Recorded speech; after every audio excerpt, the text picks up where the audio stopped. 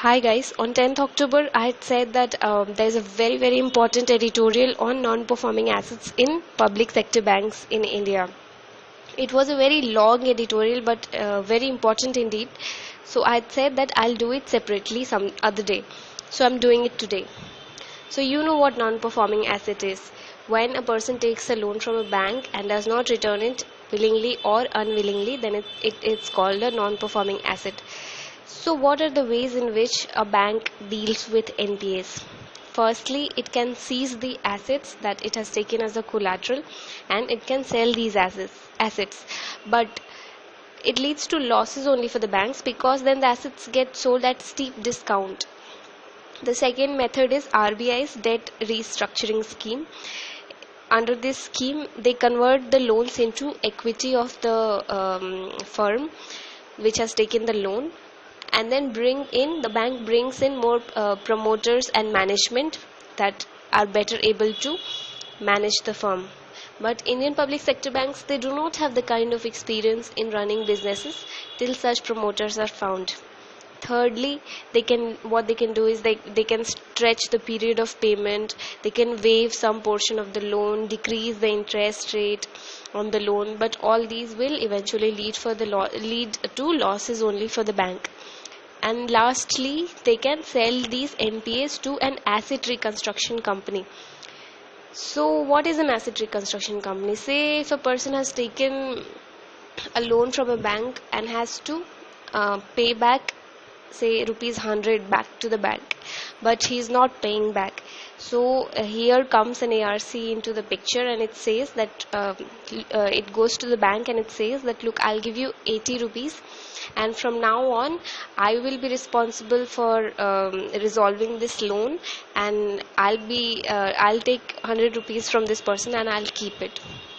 So that is called an asset reconstruction company in very short and layman's term. But this again, it leads to loss again for the bank, but at least its capital adequacy rate improves and it becomes more attractive to the borrowers. Now, what is capital adequacy? It's a very important concept that it could come in prelims. The capital adequacy ratio is 10. So it means that if a bank advances a loan of rupees 100, then out of those 100 rupees, 10 rupees should be its own capital that it owns. So that is called the capital adequacy. So the author here, he says that there is a new proposal in the circles to resolve non-performing assets. That is called a bad bank. It is a variation of asset reconstruction companies only.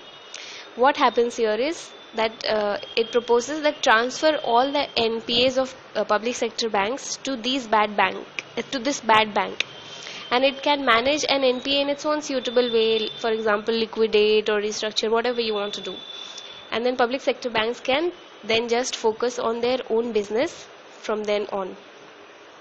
If this bad bank is a private entity, then it will also bring superior expertise. But then the author points out there are certain problems in this proposal of a bad bank, and he points out 3 problems. Firstly, he says that who will be the majority stakeholder in this bad bank, public or private? If the government is the majority stakeholder, then how will the government bring funds to acquire these NPAs? Also, the same constraints of the government bureaucracy that applies to bank will apply to this bad bank also. And managing a sheer size and diversity of NPAs from different public sector banks is a very tall order.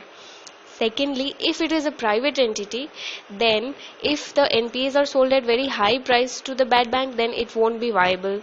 If it is sold at low price, the public sector banks would be accused of selling the loans too cheap to private investors. And thirdly, many non-performing assets are not paying just because they have not been able to recover their investments from their business due to factors that are out of their own control. They are not really unviable loans. They will pay back later. Maybe they just need a little bit more time. So selling them to a bad bank would not be a good move. However, the author points out that there are certain advantages also to this bad bank, and the advantage is that public sector banks will get rid of their bank loans. it makes the public sector banks more attractive to private investors. Then public sector banks would be able to access equity markets for funds and not depend on government for capital. So that is its advantage.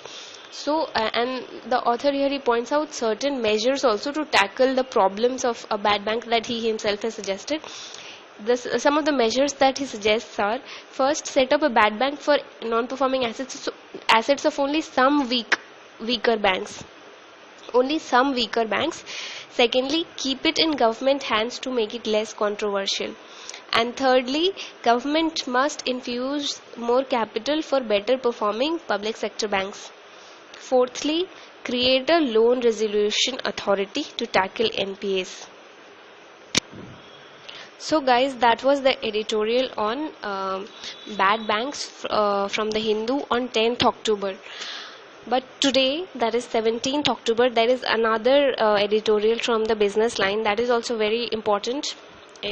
This editorial also suggests a solution to the problem of NPAs. It says that we should shift all bad loans from banks to one special purpose vehicle, jointly owned by all the banks in proportion of the value of assets transferred. Banks would get securities in return for their assets and not cash. Since this special purpose vehicle will be a subsidiary of the banks, it will be able to structure the deals outside the vigilance framework and resolve loans on best commercial judgment. This special purpose vehicle should have a suitable financial and legal talent on its role, and it should have direct oversight from the highest echelons of the government, given the gravity of situation about the problem of NPAs in our country. So these are some of the very, very good solutions to the problem of non-performing assets in India. You can use them to write a very good answer in mains. So that's it on non-performing assets for today. Thank you.